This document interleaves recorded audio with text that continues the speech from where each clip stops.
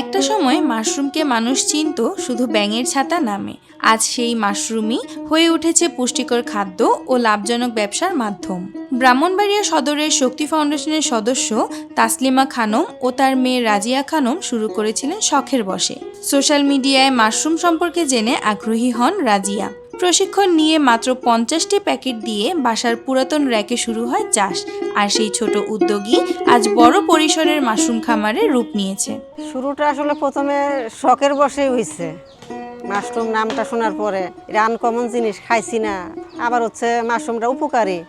Mushroom বললে আগে প্রথমে বলতো কি ও ব্যাঙের ছাতা, ও এটা এরকম ব্যাঙের ছাতা না। আগে মানুষ বলতো আর কি, মূর্খ মানুষ বা আগে চিনতো না, খাইছে না। আমার মেয়ে প্রথমে মোবাইলে দেখছে, এরপরে আবার রেস্টুরেন্টে খাইছে। খাওয়ার পরে তো এখান থেকে আমার মেয়ের ইচ্ছা যে মাশরুমটা যেহেতু ভেজাল না, এই খাবারটা ভালো, তো তাহলে আমরা যদি চাষ করি, এই আগ্রহ মানে ইয়া করা আর কি শুরু হয়েছে। নানান বাধা বিপত্তি ছিল শুরুতে। চাষের পাশাপাশি এলাকার মানুষের কাছে মাশরুমকে পরিচিত করতেও রেখেছেন বিশেষ ভূমিকা।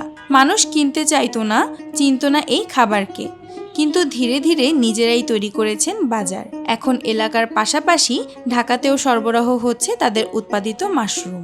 প্রথমে আমরা নিজেরা রান্না করে করে খাওয়াইছি, রান্না করে করে বাড়ি বাড়ি দিছি যে একটু খাইয়ে দেখেন আর একটু খাও। কেউ কেউ খাইতে চাইছে না, কইছে না বাবা যদি মরে টরে যায় কি নাকি, এই টাইপেরও কইছে। কেউ কইছে আপনি একটু আগে খান, আমি এই টাইপেরও কইছে কেউ কেউ। তো যাই হোক, আমরা খাইছিও, দেখাইছিও, এরকম মানে রান্না করে খাওয়াইছি। আর মোটামুটি আমাদের এমন অজানা কেউ নাই, আশেপাশে সবাই যে মাশরুম ভালো এই জিনিসটা জানে। নিয়মিত না খাইলেও টুকটাক খায়, কেউ কেউ টুকটাক খায়। গরমের তুলনায় শীতকালে মাশরুমের ফলন অনেক বেশি হয়। তবে মৌসুমি কিছু চ্যালেঞ্জ থাকলেও সারা বছরের হিসাব বিবেচনায় মাশরুম চাষ একটি অত্যন্ত লাভজনক ও সম্ভাবনাময় উদ্যোগ। চাহিদার বিষয়টা আসলে চাহিদা ইনশাল্লাহ আছে। ঢাকাতে চাহিদা আছে, ব্রাহ্মণবাড়িয়া কম। ঢাকাতে চাহিদা আছে, ফসলই থাকে না সময় মতো অনেক সময়।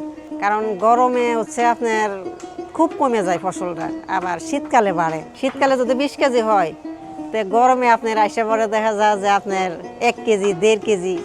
বর্তমানে বীজ প্রস্তুত থেকে শুরু করে উৎপাদনের সব কাজ নিজেরাই সম্পন্ন করেন তারা। কাজের প্রতিটি ধাপেই রয়েছে ঝুঁকি, তবে দীর্ঘদিন কাজ করতে করতে এখন অভিজ্ঞ হয়ে উঠেছেন তাসলিমা ও রাজিয়া। পরিচর্যার বিষয় আছে, যেমন বীজ ঘরের মধ্যে আপনার হচ্ছে যদি আপনি জুতা নিয়ে গেলাম, ময়লা আবর্জনা নিলাম, বাইরের জিনিস এখানে থুইলাম, এখানে বাইরে রাখলাম, তাহলে নষ্ট হয়ে যায়। তো এর মধ্যে তো করি না, এরপরও তো মানে জীবাণু কোনো না কোনোভাবে হয়ে যায়, ঢুকে যায়। তো এটা পরিষ্কার পরিচ্ছন্ন রাখা লাগে। আপনার হচ্ছে চাষঘরটা প্যাকেট কয়েকদিন পরে পরে মুখটা পরিষ্কার করে দেওয়া লাগে। নিচে যে স্পনের মুখ থেকে একটু নিচে সোয়ায় পানি পড়ে, ময়লা পড়ে, প্যাকেট অনেক সময় ভেঙে পড়ে, এগুলি পরিচর্যা করা লাগে। ড্রামের মধ্যে পানি থাকে, ড্রামটা কয়েকদিন পর পরিষ্কার করা লাগে। আবার হচ্ছে নিয়মিত স্প্রে করা লাগে। গরমের দিন আপনার 4 থেকে 5 বার স্প্রে করা হয় প্রতিদিন। মাশরুমের সবচেয়ে বড় শত্রু গরম। এই কারণে বাটন কিংবা মিল্কি জাতের মাশরুম চাষ করা সম্ভব হয় না এখানে। তবে বিভিন্ন প্রজাতির ওয়েস্টার্ন মাশরুম চাষ করেই সফল হয়েছেন তারা। সবচাইতে বড় শত্রু গরম। গরমে ফসল কমে যায়, খাটনি বেশি, খরচও বেশি। না, বাটনটা হচ্ছে আপনার এসি ছাড়া, মানে বাটন আপনার হচ্ছে মিল্কি, এগুলি আপনার এসি হইলে না হইলে সম্ভব না।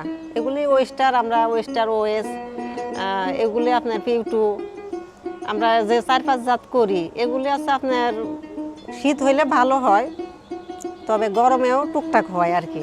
একটা সময় প্রয়োজনের মুহূর্তে শক্তি ফাউন্ডেশন থেকে ঋণ গ্রহণ করেছিলেন তাসলিমা খানম। আজ তিনি শুধু সফল উদ্যোক্তাই নন, শক্তি ফাউন্ডেশনের একজন সঞ্চয়ী সদস্য। ওই সময় একটু সমস্যাতে পড়ছিলাম, হঠাৎ করে দরকার পড়ছিল। পর আমার ভাতিজি বললো যে এমনই আছে, আপনি এখান থেকে চালিয়ে নিতে পারেন। ওই পরে কথা হয়ে পরে নিছিলাম আর কি।